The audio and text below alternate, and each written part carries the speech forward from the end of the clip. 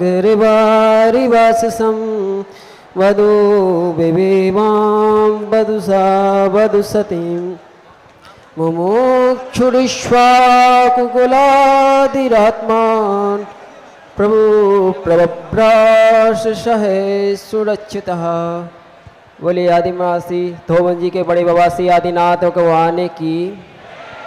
गुरुवापान्तनो नित्यं ज्ञान दर्शनायकः चारित्राण गंभीरा मोक्ष मार्गोपदेशकः।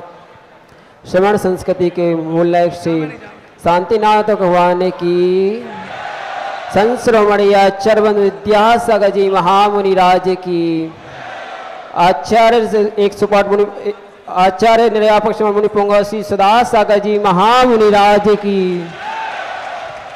105 सुल्लभ बर्णी महाराज की।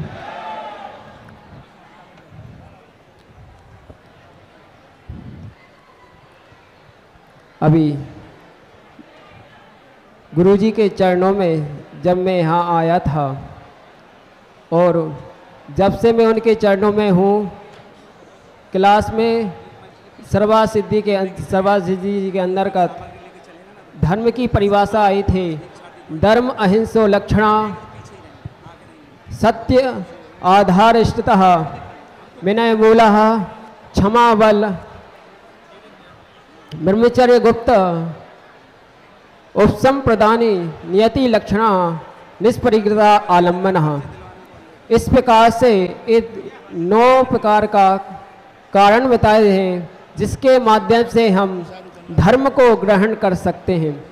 उसी को पाने के लिए इस पंचम काल में जहाँ जिनेन्द्र देव नहीं हैं, चौथे काल में तो भगवान जिनेन्द्र देव विराजमान थे, विद्यमान थे, उनके समक्ष दीक्षा लेकर के कल्याण करते थे लोग। लेकिन पंचम काल में जिनेन्द्र देव भगवान का अभाव है, तो भव्य जीव किस प्रकार से अपना कल्याण कर सके। इसलिए कहा है गुरुवत्ति संजमेर तरंती संसार सायरम घोरम छिन्नंती अट्ट कम्मम जम्मम मरणम न पावंती। एकमात्र साधन है गुरु की भक्ति, गुरु के प्रति समर्पण। गुरु ही एक ऐसा साधन है जिसके माध्यम से इस पंचम काल में अपना भाव पार कर सकते हैं। उसी को अपनाते हुए यदि इस संसार में सुख होता तो तीर्थंकर क्यों त्यागे। उसी के मार्ग पर हम चलने के लिए प्रारंभ किया है। अभी हम प्रारंभ अवस्था में हैं, आगे आगे धीरे धीरे बढ़ेंगे। किस प्रकार से मोक्ष को प्राप्त करना है, ऐसी भावना को लेकर के 26 अप्रैल 2024 को जब गुरुदेव का विहार कुंडलपुर से हुआ था, उनके चरणों में हमने अपना निवेदन रखा था और उनके चरणों में हमारा पूर्ण व्रत हुआ था। और 10 मई 2024 को दमोह के अंदर मेरा प्रवेश संघ में हुआ। किसी को नहीं पता होता कि कब किसके भाव कैसे उमड़ जाएं। मेरे को भी नहीं पता चला कि संसार से वैराग कैसे हो गया। फिर भी गुरुदेव के जो मेरे ऊपर अनंत उपकार थे, समर संस्कृति संस्थान के जो अनंत उपकार थे, उनके माध्यम से मेरे ऊपर बीजारोपण हुआ है।